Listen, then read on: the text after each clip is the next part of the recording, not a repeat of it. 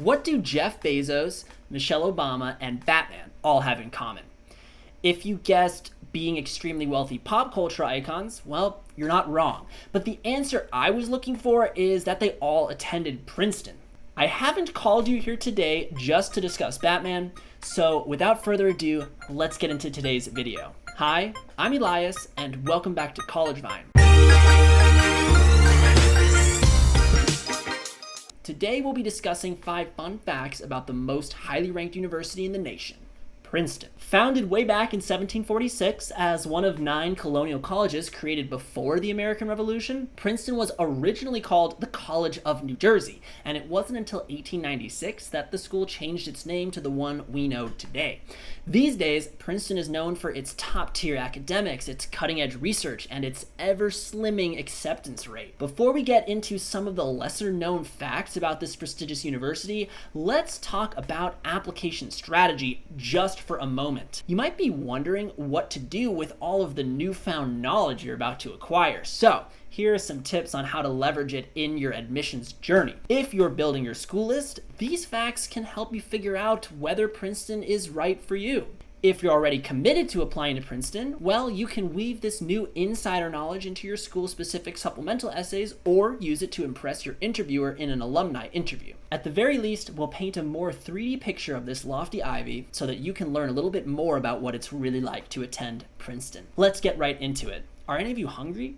You might have guessed it, our first fun fact is about Princeton's eating clubs. In some sense, an eating club is exactly what it sounds like. Back in the day, universities didn't have dining halls. Horrible, right? I can't even imagine. I totally would have starved. Students had to create their own clubs in order to curate a fun social dining experience. Flash forward almost 150 years, and these clubs are thriving tenets of Princeton culture. Despite having no formal connection to the university, these clubs have between 1 and 200 members each. There are now 11 clubs, and each has its own recruiting process and a distinct aesthetic or character. Students can join the clubs in a limited capacity during their sophomore spring, before they gain full membership when they're juniors.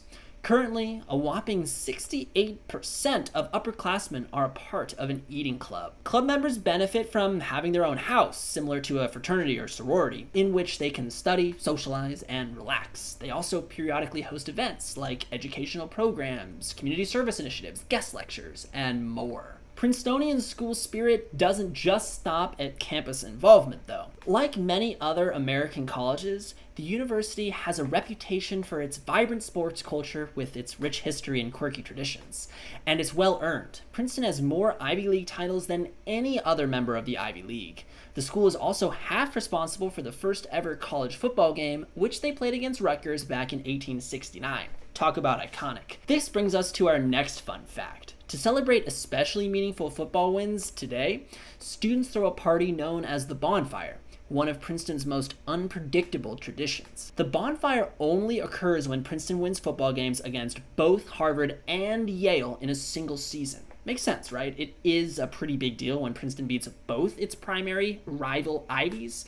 Can we call this a rivalry? I know it's a stretch. I don't know. The last Bonfire was held in 2018, and the time before that was 2013. Students build a massive pyre on the center of Cannon Green with the help of locals and campus staff. The resulting fire is humongous, and students occasionally burn effigies of the Yale Bulldog and John Harvard in their celebration. If that's got you fired up, just wait for our next fun fact. Much like Dogecoin, Princeton has also gone to the moon. Well, kind of.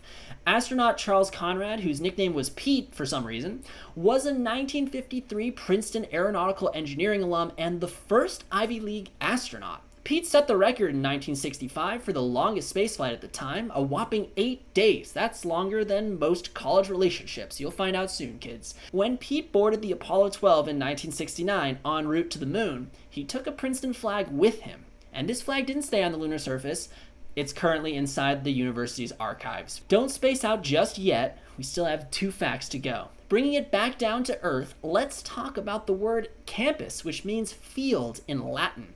Though some scholars dispute this, many agree that this now ubiquitous term actually originated at Princeton, with the first mention of it attributed to Charles Beatty, Beatty, Beatty, Beati, Beate, Not sure. He was a student in the class of 1775, and this is pretty cool considering every college with a physical location in the United States now uses the word campus to refer to its home base. And that's not the only trend Princeton set. Last but not least, we'll be discussing the cane spree, one of Princeton's most well-known traditions. It started way back in 1860 and is widely regarded as the first ever intramural event to take place on a college campus.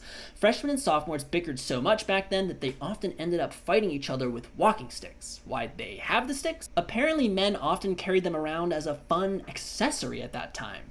Fashion, right? In the 1870s, Princeton's administrators tried to step in to limit the fighting, but they often couldn't stop the brawls. Eventually, though, the yearly melees gave way to contests of athletic prowess, and today, the cane-based riots of the 1800s are commemorated with an athletic battle fought between freshmen and sophomores. Instead of caning each other, students participate in a variety of competitive events like wrestling with big inflatable toys, tug-of-war, racquetball, and a variety of other zany sports.